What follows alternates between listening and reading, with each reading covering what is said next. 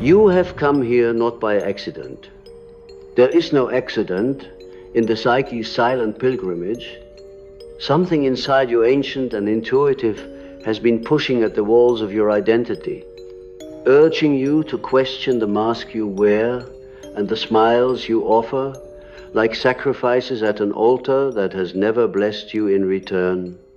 And so I ask you, softly but firmly, what becomes of the empath when they no longer bow before the idol of others' comfort?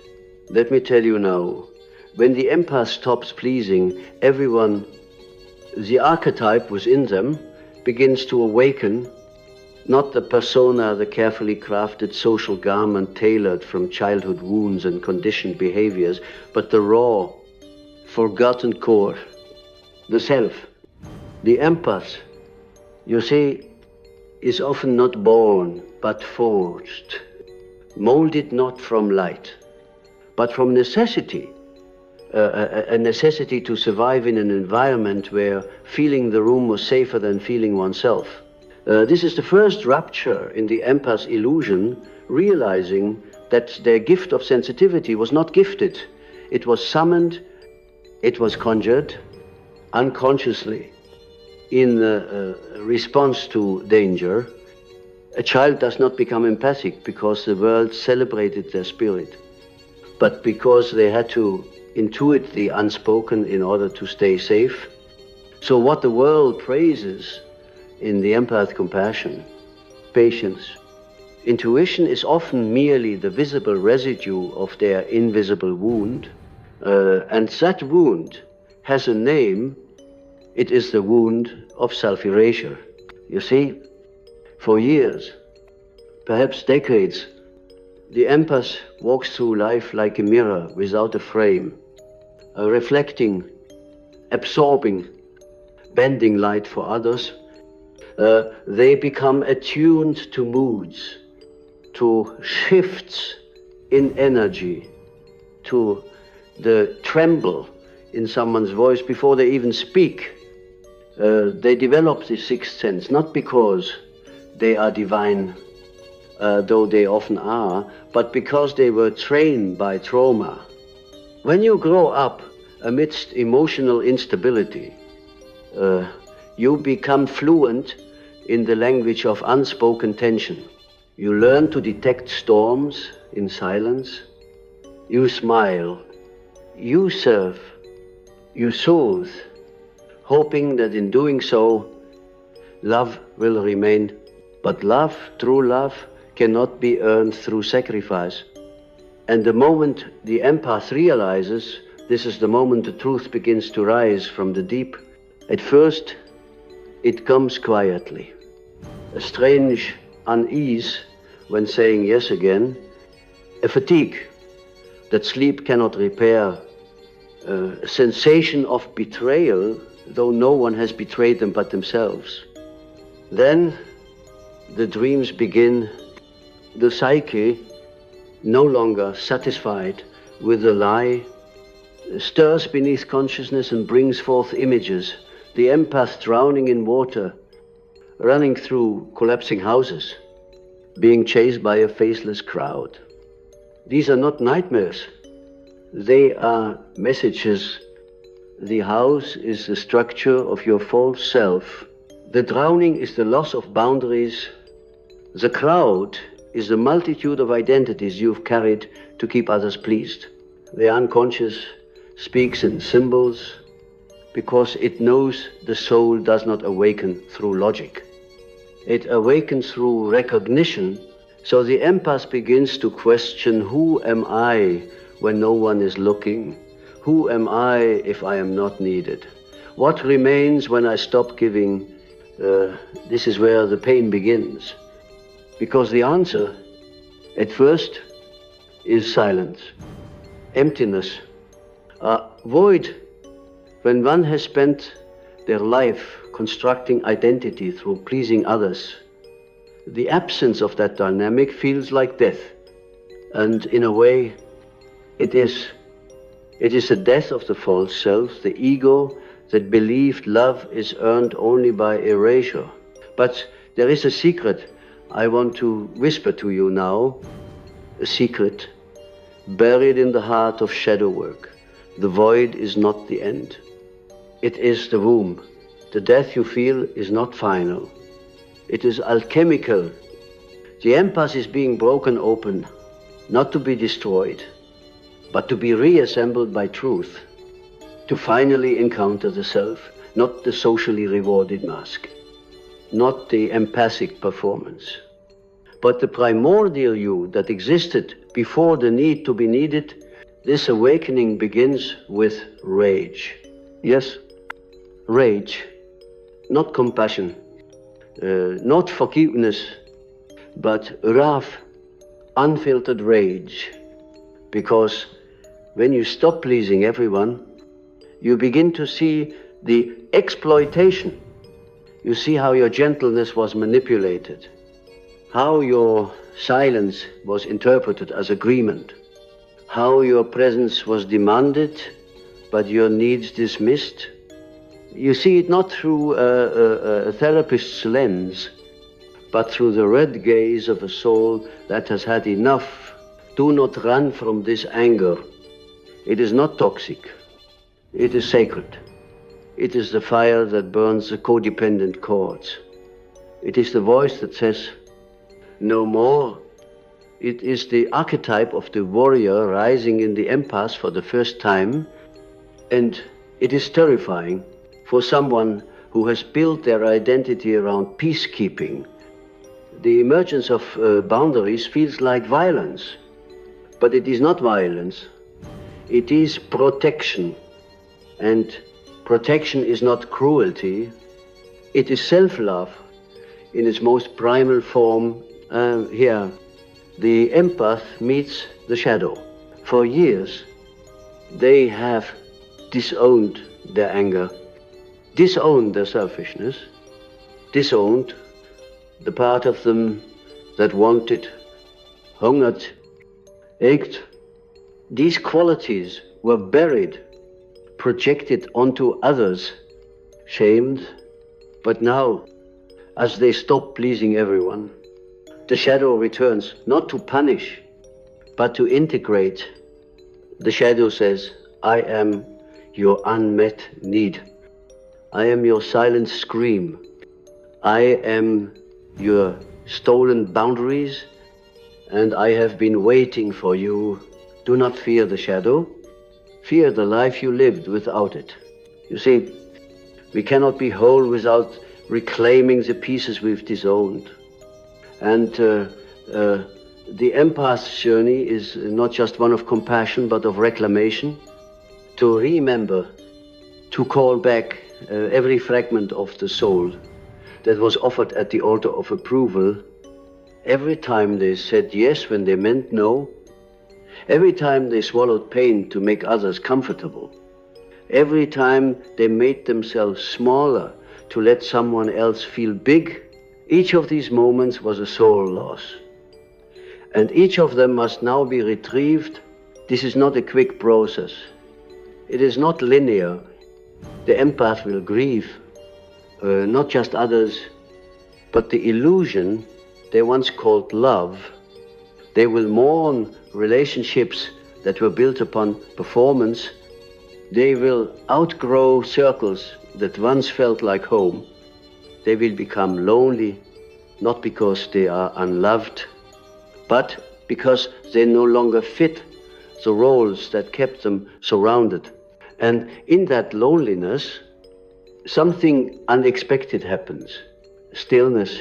For the first time, the empath is not rushing to fix, to help, to absorb. They sit, they weep, they listen, they breathe, and they begin to hear a voice they haven't heard in years, their own. It is quiet at first, fragile, like a child who hasn't been spoken to in decades. But it is there, and it says things the empath has forgotten how to say. I'm tired. I don't want this. I matter. This is the return of the self. The empath begins to see not just others, but themselves. They look in the mirror and see the cost of always being kind. They notice the tightness in their chest, the weight in their gut, the tears behind their eyes. They feel again, not just for others, but for themselves. And this is the threshold moment, the shift. When the empath stops pleasing everyone, they don't become selfish. They become sovereign. Sovereignty is not arrogance. It is alignment. It is knowing where you end and another begins. It is being generous without being exploited. It is giving from overflow, not depletion. It is no longer being the emotional landfill for the world's pain. At this stage, the empath begins to attract different energy because they are no longer vibrating at the frequency of martyrdom. They no longer call in those who feed on saviors. The narcissists, the energy vampires, the drama addicts, they fall away. And though this is painful, it is sacred. It is a clearing of the false to make room for the true. But make no mistake, this new path requires vigilance. The old self will whisper seductions. The impulse to please will return in moments of doubt. The archetype of the wounded healer is seductive, especially when it comes with praise and identity. So the empath must become a mystic, a watcher of their own soul, a guardian of their own energy. They must ask daily, am I giving from love or from lack? Am I serving from joy or obligation? Am I seen or just useful? These are not selfish questions. They are sacred boundaries, because the world does not need more burnt out empaths. It needs awakened ones, whole ones, ones who can say yes with joy and no without guilt, ones who can love without losing themselves, ones who can feel without being consumed. You must now understand your sensitivity is not your identity. It is your instrument, and like any instrument, it must be tuned, protected, respected. You are not here to carry the world. You are here to feel it and then choose what to carry. You are not here to disappear for others' comfort. You are here to radiate your presence so fully that others remember their own. The empath who stops pleasing and starts seeing becomes something new. They become medicine. And now that you have tasted the medicine of truth, I must warn you, it will not let you return to ignorance. Once the veil has been lifted, once the psychic eye has opened and glimpsed its own reflection in the mirror of darkness, it cannot be sewn shut again. The empath, now initiated, finds themselves in a sacred tension between what they used to be and who they are becoming. This is a liminal space, the psychic hallway between the house of false belonging and the temple of authentic being. It is uncomfortable. The old roles no longer fit, and the new ones have yet to be embodied. You no longer desire to be the silent comforter, but you do not yet know how to speak your full truth without shaking. This is the stage the alchemists call the negrado, the blackening, the psychic decomposition of the persona. So the soul may be reconstituted in wholeness. Do not mistake this disorientation for failure. It is transformation. In this stage, dreams will intensify. You may see images of crumbling walls, bleeding hands, serpents shedding their skin. These are not random symbols. They are psychic instructions. So wall crumbling is your old structure of identity dissolving The bleeding hand is the pain of letting go of control. The snake is the archetype of transmutation, the old self dying so the new can live. You are being reborn through the death of illusion. But let me be clear. You will be tested. The archetype of the pleaser does not fade quietly. It will whisper its temptations in the voice of moral superiority. It says, even if it hurts, don't be selfish. It warns, they need you. It's your job to keep the peace. These are not virtues. These are weapons used by the unconscious to chain you to the cycle of soul extraction. Every time you betray your truth to make others comfortable, you abandon your own self at the altar of their expectation. And this abandonment has consequences, not just psychological, but energetic. Your body begins to speak. Anxiety becomes chronic. Your skin erupts. Your digestion rebels. Fatigue becomes your default. These are not medical mysteries.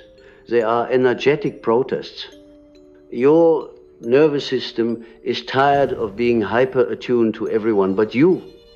Your immune system, constantly activated by emotional overstimulation, begins to falter.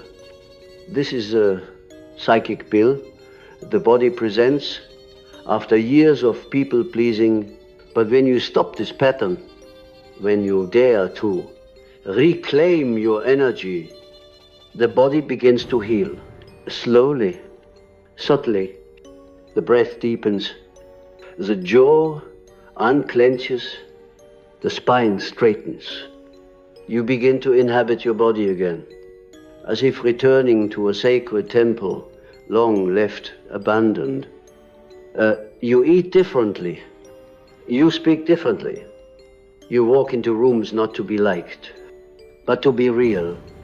And this frightens people because you are no longer their projection. When the empath pleases everyone, they become a psychic screen onto which others cast their needs, wounds, and fantasies. You became the nice one, the reliable one, the easy one. But when you remove that screen and stand in your sovereignty, people can no longer use you to avoid themselves. They may grow resentful. They may accuse you of changing. They may say you're cold, distant, selfish. Do not internalize their discomfort. It is theirs to hold, not yours to carry.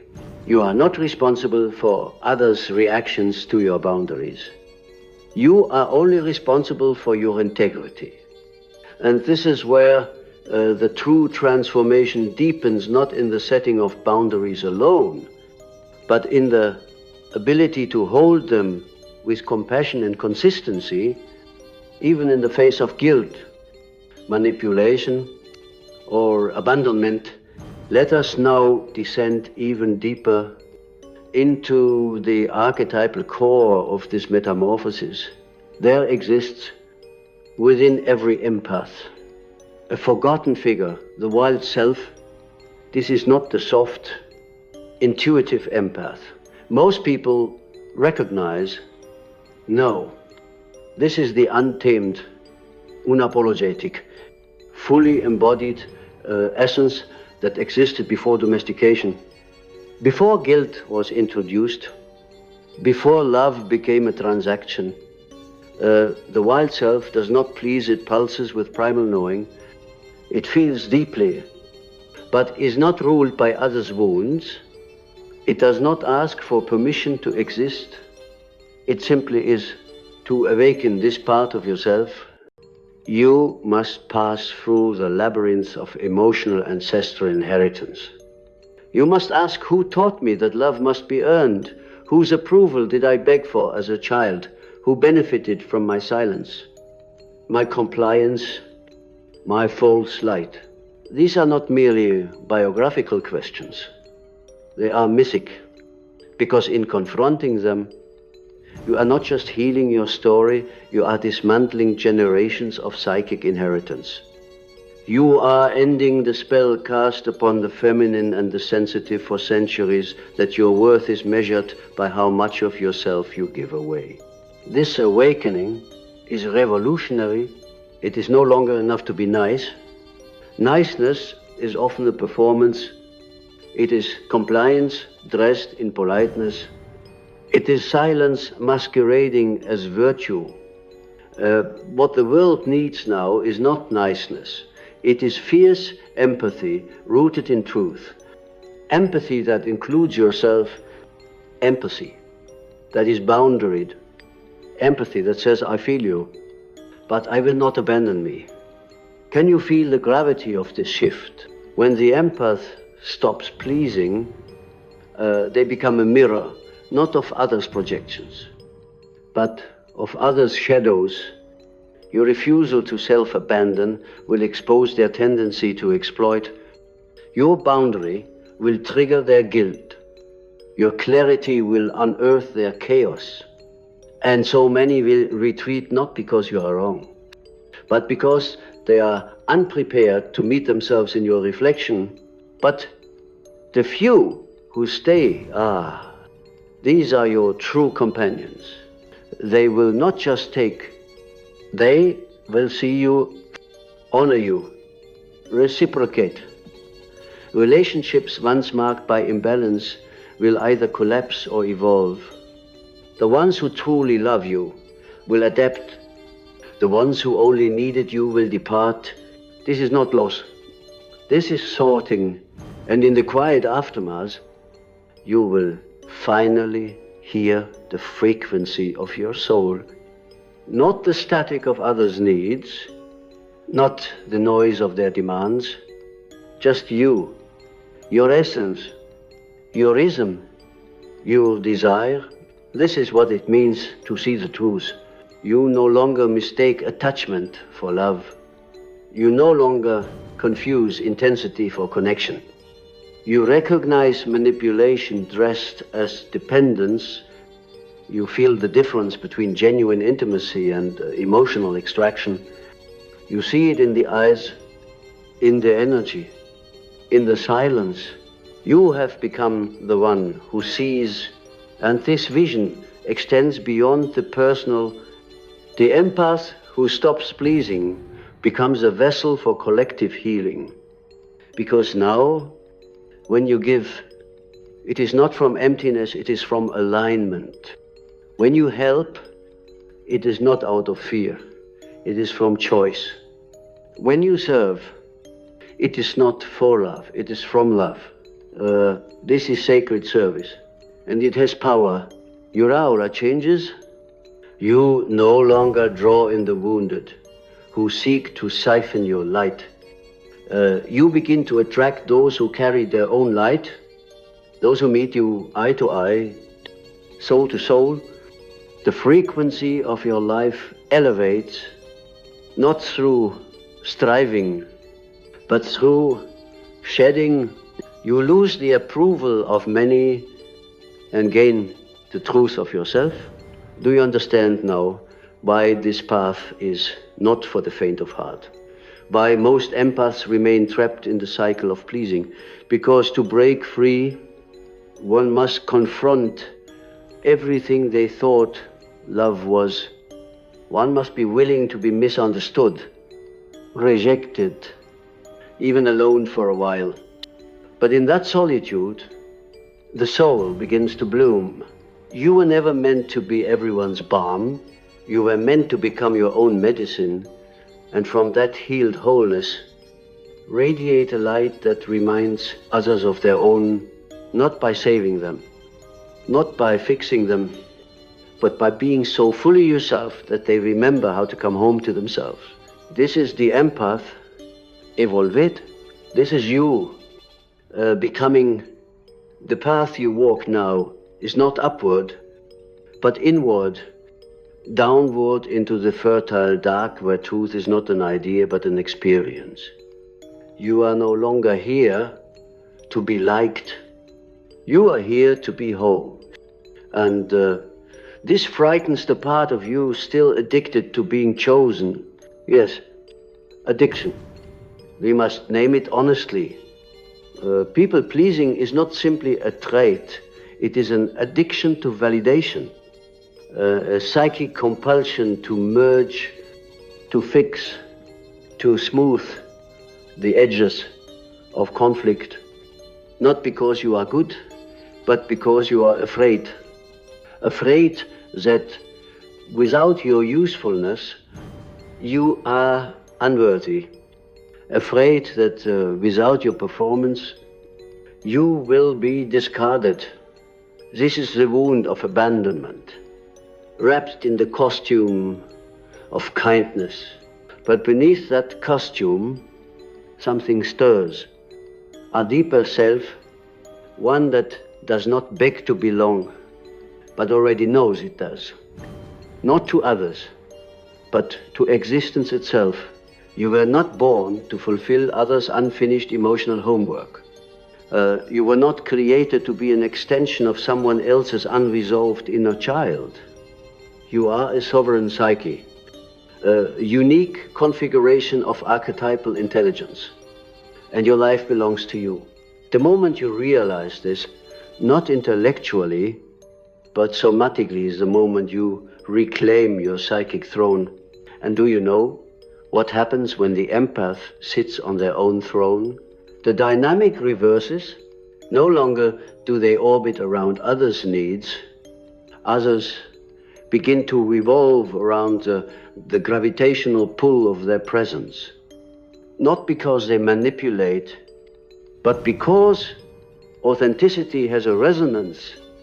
When you stop leaking your energy through unconscious giving, it becomes condensed, radiant, magnetic. You don't speak louder, you simply speak from within. And that, my friend, is power, not dominance, but power rooted in alignment. This is the moment when you begin to understand what the mystics meant by inner marriage. The sacred union of the anima and animus within the masculine and feminine aspects of your psyche, the doing and the being, the giving and the receiving. You are no longer fragmented, no longer seeking the missing half in the external world, because you have begun the long, holy work of integration. And with integration comes discernment. You begin to see with startling clarity the games others play, sometimes consciously, sometimes not. You see the subtle guilt trips, the backhanded compliments, the covert contracts disguised as love. You no longer absorb them as personal. You witness them with the detachment of one who has seen behind the curtain. You say to yourself, I remember when I played that role too, when I traded my truth for acceptance. But you do not judge. You simply do not join. This refusal to participate in unconscious dynamics is not cruelty. It is compassion rooted in clarity. You give others the dignity of their own process. You no longer interfere. You no longer rescue. You hold space but not responsibility for their choices. And this, perhaps, is the most painful initiation of all. For the empath, the realization that healing others is not your job. Let me say that again, slowly, so your nervous system can absorb it. Healing others is not your job. It was never your job. It was your identity. It was your escape. It was your survival strategy, but it was never your destiny. You were not placed on this earth to be consumed. You were placed here to become conscious, and through your consciousness, others may remember their own, but that is their journey, not your task. As this truth settles into your bones, your energy begins to shift. It no longer rushes outward in endless streams of overextension. It pools inward like water returning to a well. You begin to feel full for the first time in your life, not from praise, not from service, but from presence. And in this fullness, you begin to create.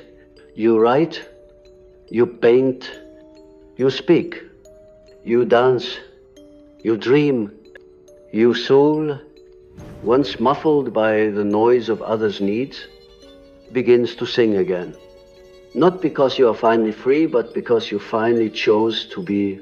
You will notice something beautiful here. You will notice that when you live from this place, the right people find you. Not because you are performing, but because you are vibrating.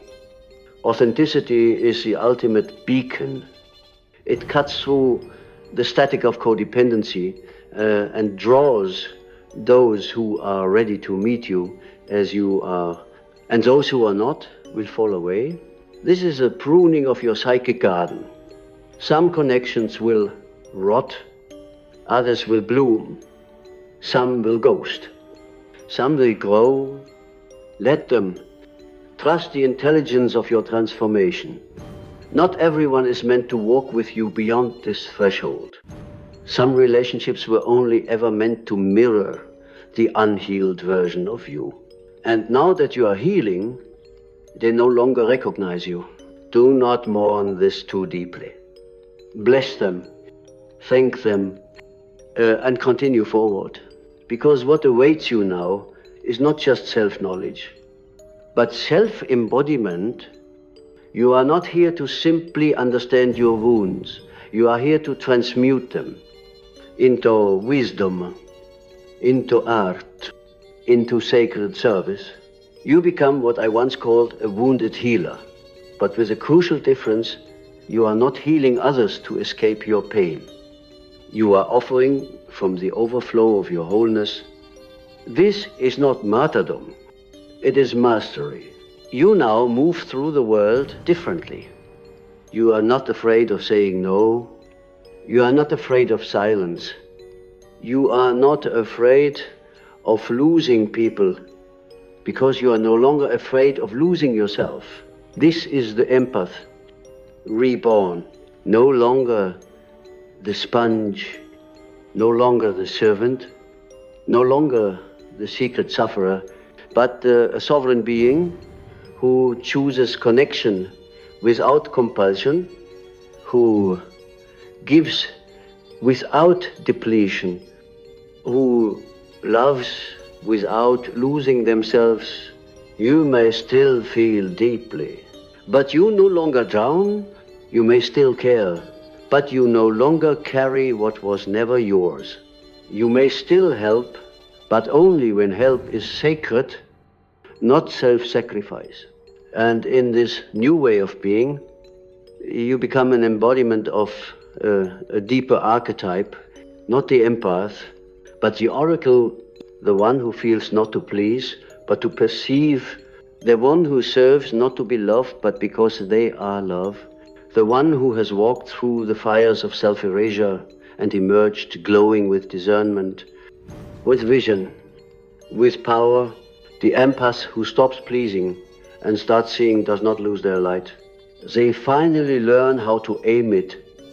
And now, beloved soul, we arrive at the deepest threshold of your transformation, the integration of the empath who no longer pleases, but sees not just with the eyes, not merely with the heart, but with the full intelligence of the psyche, forged through shadow and flame. At this stage, a new paradox begins to unfold, one that only the awakened can hold. You begin to realize that while your suffering was not your fault, your healing is your responsibility. You do not cast blame upon the past, but you also no longer deny its imprint upon your nervous system. Your behaviors your relationships. You become the observer and the participant in your story, both witness and warrior. The empath, once fragmented by trauma and self-forgetting, begins to become whole, not by rejecting their sensitivity, but by reclaiming its purpose. You now see your gift for what it truly is, not a tool of survival, but a compass for truth. The world may still misunderstand you. They may still call you too much, too intense, too sensitive, too emotional. But now, those words no longer pierce. They inform, because what they are really saying is, you feel things I cannot bear to feel. You speak truth I have not yet made peace with. You mirror parts of me I have yet to love. This, my friend, is the final burden and blessing of the awakened empath, to be a mirror so clear. It unnerves the unconscious, but you no longer shatter at their rejection. You bow in silent grace, for you know now that not all will meet you where you are going. And that is no longer your grief to carry. You were never meant to dilute yourself for the comfort of others. You were meant to be the elixir that wakes them if they are ready. And if they are not, you continue walking, not in resentment, but in reverence for your own path. This is what individuation means. This is what I dedicated my life to exploring. The process of becoming the self, not the persona, not the role, but the undivided totality of your being, light and shadow, instinct and spirit, rage and reverence. You are no longer an empath who needs to be needed. You are a sovereign soul who chooses to feel. You are no longer bound to the psychic chains of codependent love, for you have tasted the medicine of your own presence, and you will never forget its flavor again. Now, you walk differently. You enter rooms with your energy intact. You do not scan the space to read the emotional weather. You anchor into your own atmosphere and let others adjust. You do not rush to fix, to soothe, to sacrifice. You allow others to meet their own pain. You trust the intelligence of their souls to guide them. You no longer mistake discomfort for danger. You have built safety within. Your nervous system, once coiled like a spring from years of internal hypervigilance, begins to unwind, breath by breath. You return to yourself. You laugh more. You say no faster. You ask for what you need without apologizing. You stop explaining your boundaries. You let the silence after them speak for itself. And you begin to attract what matches your vibration, not your wound. This is perhaps the greatest miracle of all. The people who arrive now do not want the version of you that bends, contorts, sacrifices. They want the real, the rooted, the radiant, the one who can love without leaking, the one who can give without grasping, the one who can feel without drowning, the one who knows that love is not earned through pain, but revealed through presence. And when you meet these souls, these mirrors, these companions, you recognize them not by the excitement in your chest, but by the calm in your body. There is no anxiety in real connection, only expansion, only depth, only recognition. And still the work continues, because wholeness is not a destination. It is a practice. You will still be tempted. Old roles will call you like ghosts in the night. You may find yourself nodding when you want to shake your head, offering when you wish to rest, apologizing for simply existing. But now you catch yourself, not with shame, but with curiosity. You ask, who in me is speaking right now? The inner child who fears abandonment, the inner savior who wants to be loved, the shadow who craves approval. You do not exile these parts. You invite them into the circle of awareness. You breathe with them. You honor their story. And you remind them gently but firmly, we do not need to do this anymore. We are safe now. We are seen now. We belong to ourselves. This is the true liberation of the empaths, not the eradication of their sensitivity, but the emancipation of their identity from it. You are more than what you feel. You are the one who watches the feeling, shapes it, channels it. You are the vessel, not the water, the bridge, not the burden. And in this place of deep remembrance, the empath becomes something holy. They become a psychic anchor in a world of chaos. They hold stillness. In a world of performance, they offer truth. In a world addicted to noise, they bring silence that heals. Their mere presence disrupts the unconscious dance of dysfunction, not through confrontation, but through calibration. Others begin to regulate in their presence, not because they fixed them, but because they no longer abandon themselves to soothe them, this energetic mastery. This is the empath ascended, and so to you, the one who has felt too much, given too much, lost too much, I offer this closing invocation. You are not broken. You are breaking open. You are not too sensitive. You are exquisitely attuned. You are not here to carry the world. You are here to embody your own, walk on, speak true, love wisely. And please, above all else, never again abandon yourself to be loved. The soul you betray when you please everyone is your own, and the soul you recover when you begin to see that soul is divine. That soul is you.